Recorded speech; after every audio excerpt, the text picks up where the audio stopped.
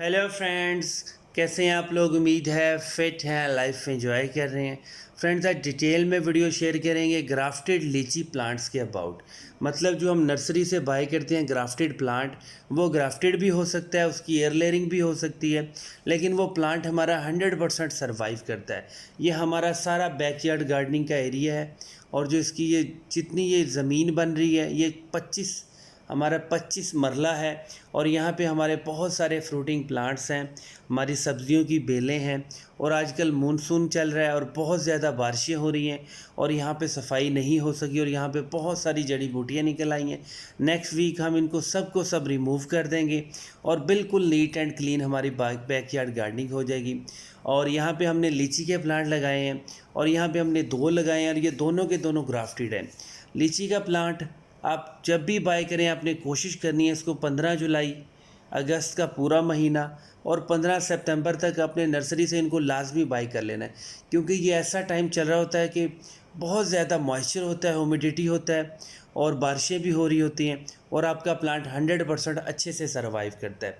लीची का प्लांट आप पंजाब में भी ग्रो कर सकते हैं, आप थोड़ा सा जो कोल्ड क्लाइमेटिक एरियाज़ होते हैं वहाँ पे भी इसको ग्रो कर सकते हैं। अगर बहुत ज़्यादा गर्मी है आपके एरिया में, मतलब जून जुलाई अगस्त में जो टेम्परेचर है 45 जा रहा है, तो आप कोशिश करें इसको थोड़ा सा शेडी एरिया में लगाएं। मतलब ऐसा शेडी एरिया नहीं होना चाहिए जो परमानेंट हो। मतलब जब आपका प्लांट छोटा हो, 1 साल तक उसकी ग्रोथ होती रहेगी, उसके बाद जब वो बड़ा होगा खुद ही उसको धूप लगेगी, आपका प्लांट 100% अच्छे से सर्वाइव करेगा। इसके जो लीव्स होते हैं बहुत ज़्यादा शाइनी होते हैं, और देखने में बहुत ज़्यादा प्यारे भी लगते हैं। अब हमने इसको लगाया था ऑलमोस्ट 6 महीने पहले लगाया था, और हमने उस वक्त आउट ऑफ सीज़न लगाया था, लेकिन इसको आजकल लगाना बहुत ज़रूरी है। इसको आप अगर क्यारी में लगाते हैं तो थोड़ा सा पिट गहरा बनाना है, मतलब 2 फीट गहरा बनाना है, और जो ग्राफ्टेड पॉइंट होता है वहाँ पे फील करना है, उसको अपने मिट्टी में लाजमी दबा देना है। उसके बाद इसको वर्मी कंपोस्ट दें, गली सड़ी खाद दें, लेकिन आपने जो भी खाद देनी है वो बहुत ज़्यादा देनी है। मतलब अगर इस तरह का प्लांट है तो आपने कम से कम 2 किलो इसको खाद देनी है। बिल्कुल गड्ढा बना के, पिट बना के उसके ऊपर गिरा देनी है खाद पाउडर बना के।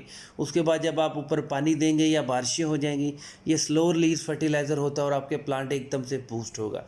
लेकिन यही बेस्ट टाइम है, आपने अगस्त में मैक्सिमम 15 सितंबर तक इसको नर्सरी से लाजमी बाय कर लें। और ये ज़्यादा कोई एक्सपेंसिव प्लांट नहीं होता, ये मैक्सिमम 200-250 का मिल जाता है, और ये ग्राफ्टेड प्लांट है। और ये एग्जैक्ट 3 से 4 साल के बाद बहुत ज़्यादा बुशी हो जाएगा, और इसके ऊपर बहुत क्वांटिटी में हमारी लीची लगेंगी। इसको पानी कितना देना है ये भी बहुत सारे लोग क्वेश्चन करते हैं। क्या हम इसको गमले में ग्रो कर सकते हैं? इसको पानी इतना देना है कि जो गमले की मिट्टी है या जो क्यारी की मिट्टी है वो थोड़ी सी मॉइस्ट होनी चाहिए। आप इसको गमले में तो ग्रो कर सकते हैं, लेकिन गमले का साइज़ बहुत बड़ा होना चाहिए। मतलब कोई ड्रम टाइप होना चाहिए, या कोई 26 इंच का या 28 इंच या 30 इंच का जो मिट्टी का सीमेंट का गमला होता है, उसमें आप इसको ग्रो कर सकते हैं। लेकिन ये परमानेंट प्लांट नहीं रहेगा। एट दी एंड आपको 3 साल 2 साल 1 साल के बाद इसको शिफ्ट करना पड़ेगा। अगर आप एक्सपर्ट हैं, कोई बोनसाई वगैरह बना सकते हैं, फिर आप इसको गमले में सर्वाइव करें। इसके ऊपर न्यू लीव्स आते रहते हैं, और थोड़े से वाइट कलर के होते हैं, और उसके बाद आपका प्लांट 100% एक्टिव होता है। इसके ऊपर कोई भी पेस्ट का अटैक नहीं होता है। आप बिल्कुल भी इसके ऊपर स्प्रे ना करें। जब इसके ऊपर लीची फ्रूट लगता है, मतलब जब फ्लावरिंग इनिशियल स्टेज पे होती है, तब आप कोई भी ऑर्गेनिक स्प्रे कर सकती हैं, चाहे नीम ऑयल का हो सकता है।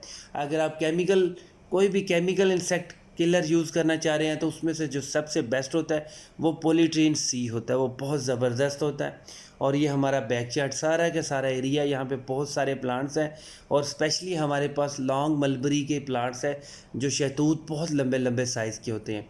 और ओवरऑल आप रूफटॉप गार्डनिंग भी किया करें। स्पेशली जो आपके फ्लावरिंग प्लांट्स होते हैं, जो आपके चिलीज़ होते हैं, टोमेटोज़ होते हैं, उनको आप गमलों में ग्रो कर लिया करें।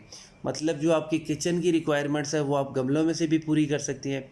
और अगर आपके पास बैकयार्ड है या फ्रंट यार्ड गार्डनिंग है, तो आप लाजमी ढेर सारे प्लांट्स ग्रो किया करें। इतना मुश्किल रफ़ एंड टफ़ नहीं होता है। इनिशियल स्टेज पे आपको थोड़ा सा मुश्किल लगता है। कुछ लोग ये भी कहते हैं कि हमारे प्लांट्स बहुत जल्दी जल जाते हैं। केयर किया करें, कोशिश किया करें कि बहुत ज़्यादा धूप में कभी भी किसी प्लांट को ना रखें, उसको थोड़ा सा शेडी एरिया में रखा करें, अच्छे से सर्वाइव होगा आपका प्लांट। वीडियो अच्छी लगी है तो चैनल को ज़रूर सब्सक्राइब करें। Thank you friends.